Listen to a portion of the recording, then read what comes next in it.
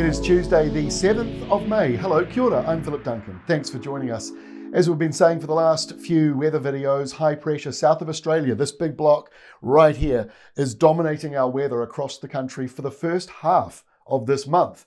But we've got lots of other things going on. We've got a tropical area of low pressure that's forming and dropping southwards. It's going to turn into a storm east of the country, but it will help bring in a few showers around East Cape and Gisborne.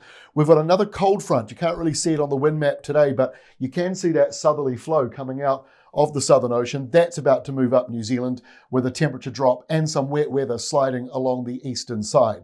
But to be honest, that big high, it is in control of our weather, and it's going to produce a lot of southerlies and westerlies into the country. That means frosty weather coming in, finally, for some areas. It's been a long wait so far this year to get the first frost of the year.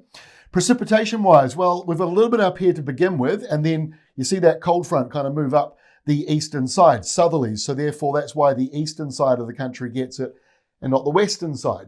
So we'll be seeing a little bit of wet weather. There'll be a light dusting of snow along the mountains and ranges as well. But I'm sure those of you in the east who need the wet weather will be appreciative of it. But it's not a huge amount, anywhere between just 2 and 10 millimeters on the way for the 48 hours from tonight.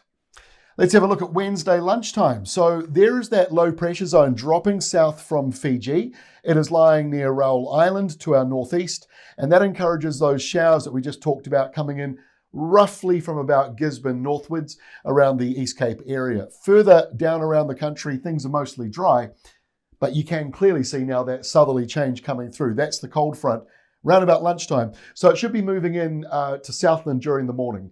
Then it moves further up the country. So temperatures do drop behind it quite a bit. It's a proper southerly coming out of the Southern Ocean area, and there'll be snow on the mountains and ranges. There might also be a light frost in some areas before it comes in. So temperature-wise, on Wednesday, the lowest temperatures across the day, you can certainly see we're getting down into that frost territory for a number of places. But even if you're around 3 degrees, you might notice a light bit of ice on tops of the vehicles and things like that. So going into the frost maps, you can see here on Thursday morning, the purple area shows frost areas, and then that expands further up into the North Island as we go into Friday morning. And you can see those frost risk maps on our new app. You can also have temperature alerts, which you can pay for to have them pushed to your phone if frosts matter to you.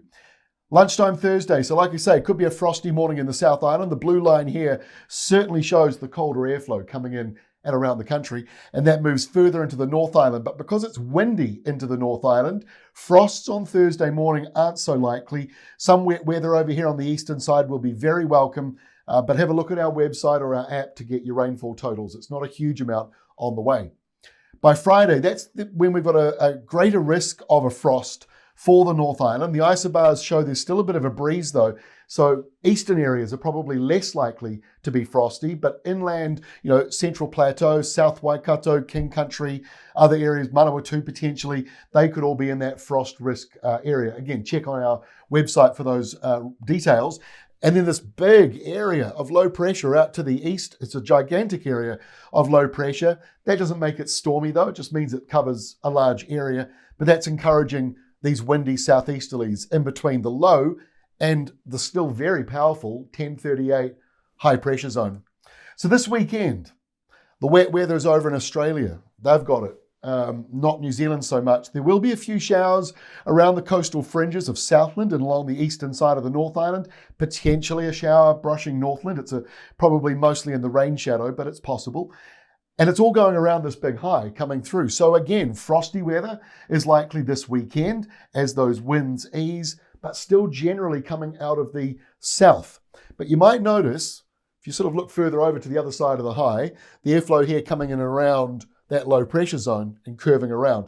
So Sunday, despite it being a little bit colder in the morning, it's not as cold as some of those changes we've got this week. Just depends on where you are, but there are a few showers certainly trapped underneath this high pressure zone. Our final map here for Monday of next week shows it's cold around the lower South Island, frosty weather expected, and in the North Island, it'll be cold in the mornings, but western areas, again, might get some of that anticyclonic gloom, the low cloud, maybe a light drizzle patch or two.